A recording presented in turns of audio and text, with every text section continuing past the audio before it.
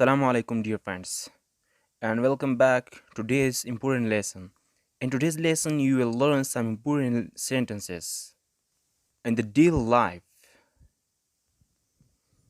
او یو ځل بیا د انګلیسي زده کړې پروګرام ته په خیر راغلی.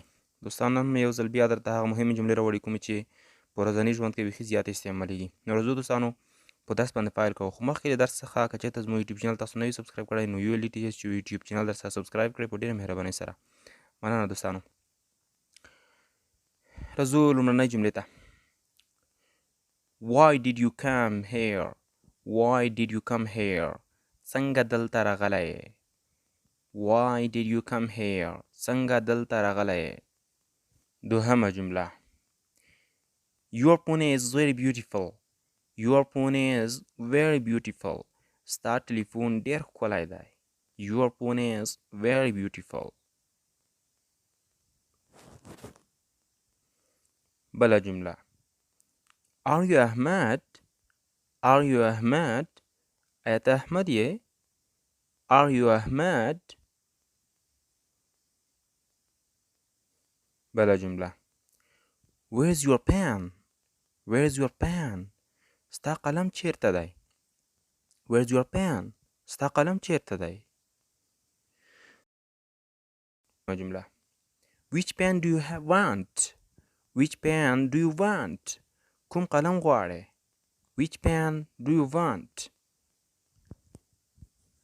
کومې جملې مونږ راوړو؟ یو خامخا د مخکینی درس د یادولو لپاره او د هغې د ښه زده کولو لپاره راوړو تر څو هغه درسونه چې مونږ مخکې تدریس کړي دي هغه مو ښه ورسره زده شي. او یا داسې جملې مونږ راوړو چې تاسو ته په ورځني ژوند کې بیخي زیات مهمې وي، بالخصوص هغه مسافر ورونو ته کوم چې په بهر کې ژوند کوي او په انګلیسي ژبه کې دوی مشکل لري، نو هغې ته بیخي مفیدې تمامې شي. موږ داسې جملې دلته تاسو لپاره راوړو. راځو دوستانو یو ځل بیا له سره فکر ورته کوئ تاسو.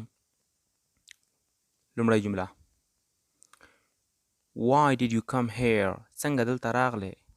څنګه دلته راغلی یا څنګه دلته راغلی؟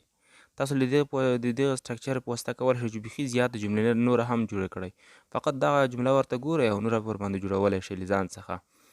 کوم ځای کې چې ټو بي ورب استعمال شوی دی هلته ټو بي ورب، کوم ځای کې چې اګزیلري ورب استعمال شوی دی هلته اګزیلري ورب، کوم ځای کې چې سبجیکټ استعمال شوی هغه ځای کې تاسو سبجیکټ وکاروئ تر څو نوره جملې هم ورباندې جوړه کړئ او بل به مو تمرین ورباندې شوی وي. دوهمه جمله. Are you Ahmed? Are you Ahmed?